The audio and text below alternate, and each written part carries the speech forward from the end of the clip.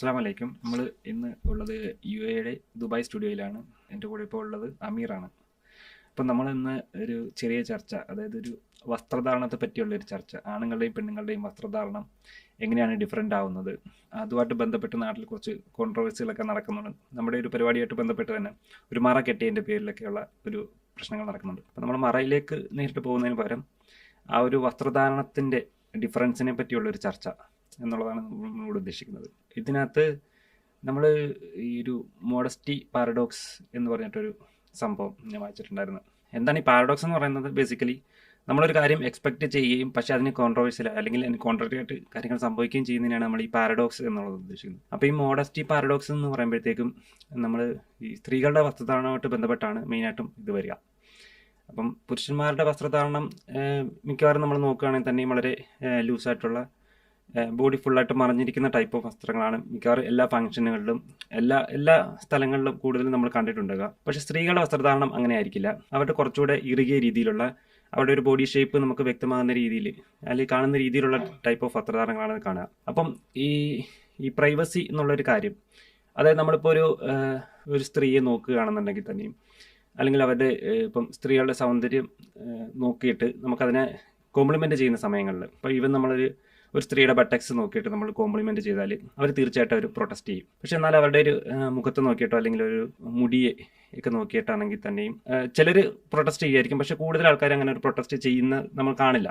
അപ്പം എന്തുകൊണ്ടാണ് ഈ ബട്ടക്സ് എന്നുള്ള ഒരു കാര്യം വരുമ്പോഴത്തേക്ക് അവർ തിരിച്ച് പ്രൊട്ടസ്റ്റ് ചെയ്യുകയും ഈ മുഖം കാണുന്ന അല്ലെങ്കിൽ മുഖത്തെ അപ്രീഷിയേറ്റ് ചെയ്യുന്ന സമയങ്ങളിൽ അവരിങ്ങനെ പ്രൊട്ടസ്റ്റ് ചെയ്യാതിരിക്കുക, അവർ സന്തോഷിക്കുകയായിരിക്കും കൂടുതൽ ചെയ്യുന്നതെന്ന് പറയുമ്പോഴത്തേക്ക് നമുക്ക് ഈ ബട്ടക്സ് എന്നൊക്കെ ഉള്ള കാര്യങ്ങളൊക്കെ പ്രൈവസിയിൽ വരുന്നതാണ്. അപ്പം അതിനെ നമ്മൾ കോംപ്ലിമെൻ്റ് ചെയ്യാൻ പാടില്ല, അല്ലെങ്കിൽ പ്രൈവറ്റ് ആയിട്ടുള്ള കാര്യങ്ങളിൽ ഒരു സ്ട്രേഞ്ചർ ഇടപെടാൻ പാടില്ല എന്നുള്ള ഒരു കൺസെപ്റ്റാണ് അവിടെ മെയിനായിട്ടും. നമ്മൾ അതിനെ റാഷണൽ ഒരു ജസ്റ്റിഫിക്കേഷൻ നോക്കുമ്പോൾ നമുക്ക് മനസ്സിലാക്കാൻ സാധിക്കുക. അല്ലെങ്കിൽ ഈവൻ അവരോട് ചോദിച്ചാൽ തന്നെ അവർ പറയുന്നതും അങ്ങനെ ഒരു കാര്യമായിരിക്കും. പക്ഷേ ഇവർ ഈ ഒരു സെയിം കൺസെപ്റ്റ് മനസ്സിൽ വെച്ചുകൊണ്ട് ഇരിക്കെ തന്നെ ഇവർ ആ ഒരു ബട്ടക്സിൻ്റെ ഒരു ഷേപ്പ് അല്ലെങ്കിൽ ആ രീതിയിൽ നമുക്ക് സ്ട്രേഞ്ചേഴ്സ് ആയിട്ടുള്ള പബ്ലിക്കിന് കൺസ്യൂം ചെയ്യുന്ന രീതിയിലുള്ള വസ്ത്രധാരണമായിരിക്കും ഇവർ ശരിക്കും അവരുടെ ദേഹത്ത് ഉണ്ടാവുക.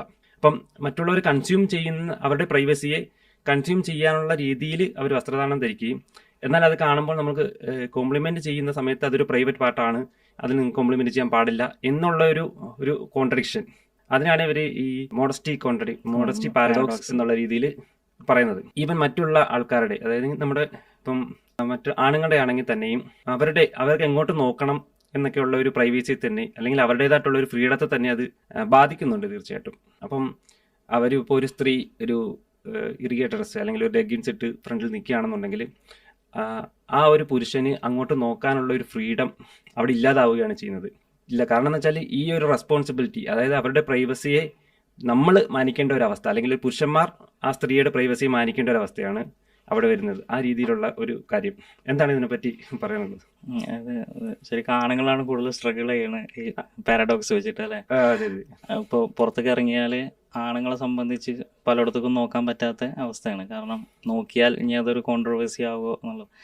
ശരിക്കും ഒരു മുസ്ലിമിനെ സംബന്ധിച്ച് അവന് പിന്നെ ദൈവത്തിൻ്റെ നിർദ്ദേശം തന്നെ കണ്ണു താത്തുക എന്നുള്ളതാണ്. അതുകൊണ്ട് മുസ്ലിങ്ങൾക്ക് അതിൽ പ്രശ്നമല്ല. ഇപ്പം ഇതിൽ തന്നെ ഇപ്പോൾ എന്തുകൊണ്ട് ഇപ്പോൾ വസ്ത്രം ധരിക്കുന്നത് തന്നെ പിന്നെ ഇന്ന് ശരിക്കും ഒരു അട്രാക്ഷൻ തന്നെയാണ്. ഇപ്പം ഞാൻ ഒരു എന്താ പറയുക, പിന്നെ ഒരു എക്സലൻ്റ് ആയിട്ട് ഉണ്ടല്ലോ ആ ഗ്രൂപ്പിൽ ഒരു ശ്രദ്ധിക്കപ്പെടുന്ന രൂപത്തിൽ നിൽക്കണം എന്നുള്ള രൂപത്തിൽ തന്നെയാണ് വസ്ത്രധാരണങ്ങൾ അധികം നടക്കുന്നത്.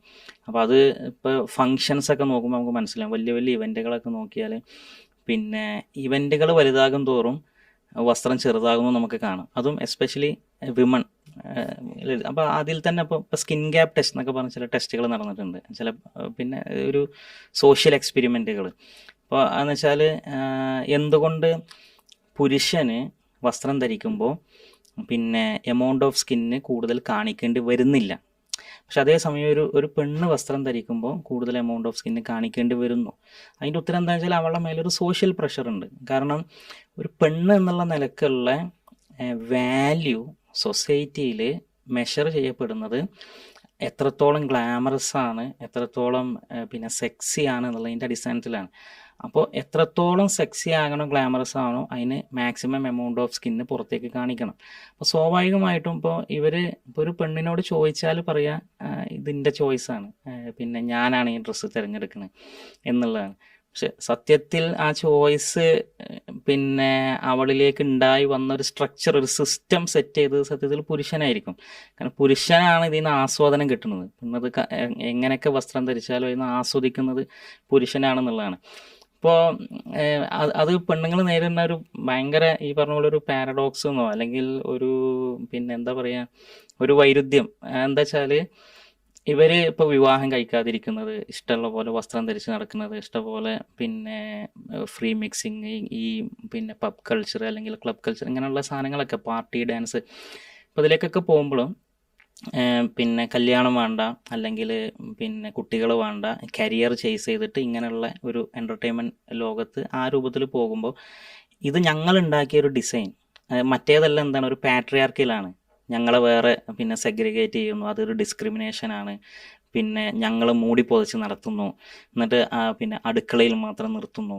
പിന്നെ അപ്പോൾ പിന്നെ അതൊക്കെ ഒരു മെയിൽ ഡിസൈൻഡ് സ്ട്രക്ചറാണ്, അതിൽ ഞങ്ങൾ ആഗ്രഹിക്കുന്നില്ല എന്ന് പറഞ്ഞിട്ട് ഇവർ പോകുന്നത് എങ്ങോട്ടാണ്? ഈ വസ്ത്രത്തിൻ്റെ നീളമൊക്കെ കുറച്ച് ഈ പാർട്ടി കൾച്ചറിലേക്ക് ഈ കരിയർ ചേസ് ചെയ്ത് അതിൻ്റെ പിന്നാലെ പോവാണ്. ആരാണ് ആ സിസ്റ്റം ഡിസൈൻ ചെയ്തത്? സത്യത്തിൽ അതും ഒരു മെയിൽ ഡിസൈൻഡ് സ്ട്രക്ചർ തന്നെയാണ്. കാരണം കോർപ്പറേറ്റ് വേൾഡിലേക്ക് പിന്നെ പെണ്ണിനെ കിട്ടണമെന്നും മാർക്കറ്റിങ്ങിലേക്ക് പെണ്ണിൻ്റെ ശരീരത്തെ കിട്ടണമെന്നും എല്ലാം ഡിസൈൻ ചെയ്തത് മെയിൽ തന്നെയാണ്. അപ്പോൾ പിന്നെ നേരെ അതിലേക്ക് പോയി തലവെച്ച് കൊടുക്കുകയാണ് സത്യത്തിൽ ഇവർ ചെയ്യുന്നത്. അപ്പോൾ അവിടെയാണ് ഇസ്ലാം കൃത്യമായിട്ട് നിർദ്ദേശങ്ങൾ പറയുന്നത്. എന്താ വെച്ചാൽ നിങ്ങൾ പെണ്ണിനോട് പറയുന്നത് നിങ്ങൾ ആണുണ്ടാക്കിയ സിസ്റ്റത്തിലല്ല നിങ്ങൾ നിൽക്കേണ്ടത്. നിങ്ങളൊരു പാട്രിയാർക്കൽ ആണിൻ്റെ ഡിസൈൻ ചെയ്ത സ്ട്രക്ചറിൽ നിങ്ങൾ നിൽക്കണ്ട. ദൈവം നിങ്ങളെ സൃഷ്ടാവ് ഉണ്ടാക്കിയ സ്ട്രക്ചറിലാണ് നിങ്ങൾ നിൽക്കേണ്ടത് എന്നുള്ളതാണ്. അത് പെണ്ണിന് കൊടുക്കുന്ന ഒരു സുരക്ഷയാണ് എന്ത്?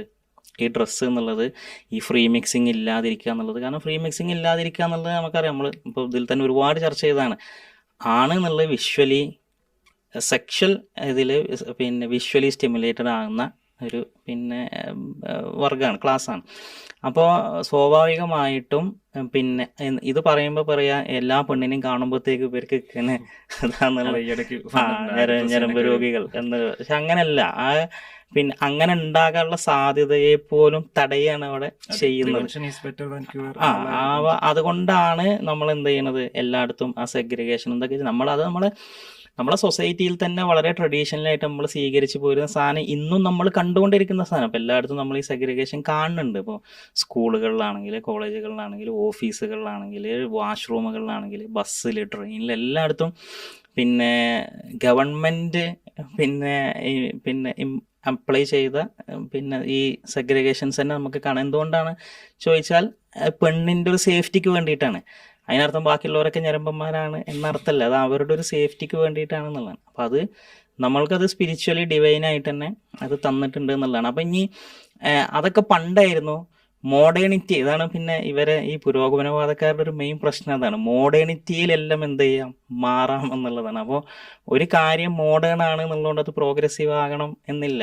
അപ്പോൾ ഈ സയൻസ് ആൻഡ് ടെക്നോളജിയിൽ ഓക്കെ, അപ്പോൾ സയൻസ് ആൻഡ് ടെക്നോളജിൻ്റെ ഒരു മെഷർമെൻറ്റ് ടൂൾ എടുത്തിട്ട് പാരാമീറ്റേഴ്സ് വെച്ച് നോക്കിയാൽ മോഡേൺ ആയ സാധനം എല്ലാം പ്രോഗ്രസീവ് ആണെന്ന് നമുക്ക് പറയാം. ഇപ്പോൾ ഏറ്റവും പ്രോഗ്രസീവായ ലേറ്റസ്റ്റ് ഐഫോൺ ഏതാണെന്ന് വെച്ചാൽ iPhone 17 ആണ്. അപ്പോൾ അതിപ്പോൾ ആൽക്കാട്ടിലോ നോക്കിയൻ്റെ പിന്നെ 3310 എന്നൊക്കെ ചോദിച്ചാൽ അതെന്താണ്? അത് പഴഞ്ചനാണ്, ശരിയാണ്. അപ്പോൾ അത് ക്രൊണോളജിക്കൽ അഡ്വാൻസ്മെൻറ്റിൽ വരുന്നതാണ് ഈ സയൻസ് ആൻഡ് ടെക്നോളജി എന്നുള്ളത്. പക്ഷേ സോഷ്യലായിട്ടുള്ള നോംസ്, സോഷ്യലായിട്ടുള്ള സ്ട്രക്ചേഴ്സ് ഒന്നും ക്രൊണോളജിക്കൽ ഓർഡറിൽ വരുന്നതല്ല. അത് എത്രത്തോളം ഹ്യൂമാനിറ്റിക്ക് ഒരു മാനവികമാണോ, ഹ്യൂമൻ കൈൻഡിന് എത്രത്തോളം യോജിക്കുന്നോ അതിനനുസരിച്ചാണ് അതിനെടുക്കുക. അത് പഴയതായതുകൊണ്ട്, അത് കുറേ കാലം മുമ്പ് വന്നുകൊണ്ട് പഴഞ്ചനാണെന്നോ ഈ അടുത്ത കാലത്ത് വന്നതുകൊണ്ട് അത് പ്രോഗ്രസീവ് ആണോ നമുക്ക് അർത്ഥമല്ല. കാരണം അതിന് ഉപയോഗിക്കുന്ന ടൂൾ ഉണ്ടല്ലോ, ആ ടൂള് തെറ്റിപ്പോകുന്ന പ്രശ്നമാണ്. ഇപ്പോൾ പിന്നെ നമ്മളിപ്പോൾ ഒരു മെഷർമെൻറ്റ് ടൂള്, ഫോർ എക്സാമ്പിൾ പറയുകയാണെങ്കിൽ, ഇപ്പോൾ എൻ്റെ വീട്ടിലേക്ക് ഇവിടുന്ന് 2 കിലോഗ്രാം ദൂരമുണ്ട് എന്ന് ഞാൻ പറഞ്ഞാൽ ഞാൻ മെഷർ ചെയ്യുന്ന ടൂള് തെറ്റിപ്പോയി. കാരണം ദൂരത്തെ അളക്കേണ്ടത് കിലോഗ്രാം കൊണ്ടല്ല. അല്ലെങ്കിൽ ഇപ്പോൾ കടയിൽ പോയിട്ട് പിന്നെ 2 കിലോമീറ്റർ പഞ്ചസാര എന്ന് നമ്മൾ പറഞ്ഞാൽ അതിൻ്റെ ആ മെഷർമെൻറ്റ് തെറ്റി. അതേപോലെയാണ് ഈ മോഡേണിറ്റിയാണ് പ്രോഗ്രസ് എന്ന് പറയുന്നത്, അതിൻ്റെ മെഷർമെൻറ്റ് ടൂൾ തന്നെ തെറ്റാണ്. അപ്പോൾ അത് സോഷ്യൽ ആയിട്ടുള്ള പിന്നെ നോംസ്, റൂൾസ്, സോഷ്യലായിട്ടുള്ള സ്ട്രക്ചേഴ്സ്, ഇതിനൊക്കെ നമ്മൾ എത്രത്തോളം മാനവികമാണ് എന്ന് നോക്കിയിട്ടാണ് നമ്മൾ എടുക്കേണ്ടത്. അതല്ലാതെ എത്രത്തോളം മോഡേൺ ആണ് എന്ന് നോക്കിയാൽ ഈ പറഞ്ഞ പോലെ പിന്നെ പണ്ടൊക്കെ പെണ്ണിനെ വേറെ ഇരുത്തിയിരുന്നു, ഇപ്പോൾ നമ്മളെല്ലാം ഒരുമിച്ചിരിക്കണം, അത് മോഡേണിറ്റി എന്ന് പറയുന്ന അർത്ഥമല്ല. പണ്ട് ആണും പെണ്ണും കല്യാണം കഴിച്ചിരുന്നു, ഇപ്പോൾ പെണ്ണും കല്യാണം കഴിക്കട്ടെ, അതാണ് മോഡേണിറ്റി എന്ന് പറയുന്നതൊക്കെ ഈ ഒരു മെഷർമെൻറ്റ് ടൂൾ തന്നെ തെറ്റാണ് ഇവർ അളക്കുന്നത്. അതിൻ്റെ ഒരു പ്രശ്നം അതിൽ നല്ലോണം ഉണ്ട്. ഈവൻ നമ്മൾ സെഗ്രിഗേഷൻ എന്നുള്ള പറയുന്ന കാര്യത്തിന് തന്നെയും ഈവൻ അതുകൊണ്ട് സഫർ ചെയ്യുന്നത് കൂടുതലും ആണുങ്ങളാണ് ശരിക്കും. കാരണം അവർക്ക് മറ്റുള്ളവർ അവൈലബിൾ ആകുന്നത് കുറയുകയാണ് ചെയ്യുക സെഗ്രിഗേഷനിലോട്ട് മാറുമ്പോൾ തന്നെ. പക്ഷെ ഇവര് പ്രൊജക്റ്റ് ചെയ്ത് കാണിക്കുക എന്ന് പറയുന്നത് സ്ത്രീകളെ എന്തോ മാറ്റുന്ന രീതി, അല്ലെങ്കിൽ സ്ത്രീകൾക്ക് എന്തോ താത്തിക്കിട്ടുന്ന രീതിയിലുള്ള ഒരു കാര്യമാണ് ഈ സെഗ്രിഗേഷൻ എന്നുള്ള രീതിയിലാണ് ഇവർ ശരിക്കും ചെയ്യുന്നത്. പക്ഷെ അവിടെ ആണുങ്ങളുടെ ഒരു ഓപ്പർച്യൂണിറ്റി, എല്ലാവരും അങ്ങനെ ആണെന്നല്ല, പക്ഷെ ആരെങ്കിലും ഒരാൾ തന്നെ ഉണ്ടെങ്കിൽ പോലും അവരുടെ ഒരു ഓപ്പർച്യൂണിറ്റിയെ അവിടെ റെസ്ട്രിക്റ്റ് ചെയ്യുകയാണ് അത് വെച്ച് ചെയ്യുക എന്നുള്ളതാണ്. അപ്പം ഇവരിത് സ്ത്രീകളെ താഴ്ത്തിക്കെട്ടുന്ന രീതിയിലുള്ള എന്തോ ഒരു കാര്യമാണെന്ന് എന്തുകൊണ്ടാണ് പറയുന്നത്? അതൊരു ഡിസ്ക്രിമിനേഷൻ അല്ല. അത് പിന്നെ ഈ ജെൻഡർ സെഗ്രിഗേഷൻ, ഫ്രീ മിക്സിങ്ങിലുള്ള ജെൻഡർ സെഗ്രിഗേഷൻ എന്നുള്ളത് അത് ഒരു സേഫ്റ്റി ആൻഡ് സെക്യൂരിറ്റിക്ക് ഉള്ളതാണ്. അല്ലാതെ അതൊരു ഡിസ്ക്രിമിനേഷൻ എന്നുള്ള നിലക്ക് ഇവർ കാണുന്നതുകൊണ്ടാണ് അതിൻ്റെ പ്രശ്നം. ഇനിയിപ്പോൾ അങ്ങനെ ഡിസ്ക്രിമിനേഷൻ ആണെന്ന് തോന്നുന്നാൽ അവിടെ വരേണ്ടതുമില്ലല്ലോ. ഇത് ഒരു സ്പിരിച്വൽ ഇതിൻ്റെ വാല്യൂസിലാണ് നമ്മൾ ചെയ്തു പോരുന്നത്. സൊസൈറ്റിയിലല്ലാതെ തന്നെ സെഗ്രിഗേഷൻസ് ഒരുപാട് ഉണ്ട് താൻ. അതെ അതെ. അപ്പോൾ ബസ്സിൽ കയറിയാൽ ആരെങ്കിലും പറയുമോ ഇത് ഞങ്ങൾക്ക് വേണ്ടി പ്രത്യേകം സീറ്റ് ചെയ്ത് വെച്ചത് ഭയങ്കര അവഹേളനമായി പോയി, ഡിസ്ക്രിമിനേഷനാണ് എന്നാരെങ്കിലും പറയുന്നത് നമ്മൾ കണ്ടിട്ടില്ല. നമ്മൾ ട്രെയിനകത്ത് തന്നെ ഒരു സ്പെഷ്യൽ കമ്പാർട്ട്മെന്റ് കൊടുത്തത് ഒരു ഡിസ്ക്രിമിനേഷൻ, ശരിക്കും ഡിസ്ക്രിമിനേഷൻ ആണെങ്കിൽ തന്നെ അത് ആണുങ്ങൾക്കെതിരെയുള്ള ഡിസ്ക്രിമിനേഷൻ.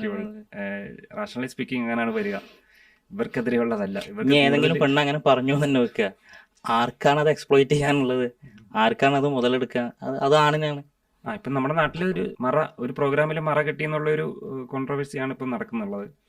അപ്പം അങ്ങനെ ഒരു മറ കെട്ടാൻ നിരോധനമില്ലാത്തിടത്തോളം കാലം അങ്ങനെ ചെയ്യുന്നത് കൊണ്ട് പ്രത്യേകിച്ച് പ്രശ്നങ്ങളൊന്നുമില്ല. അവര് ഫോളോ ചെയ്യുന്ന ഒരു ആശയത്തിനകത്ത് അങ്ങനെ ഒരു കാര്യമുള്ളപ്പോൾ അവരത് ഫോളോ ചെയ്തു.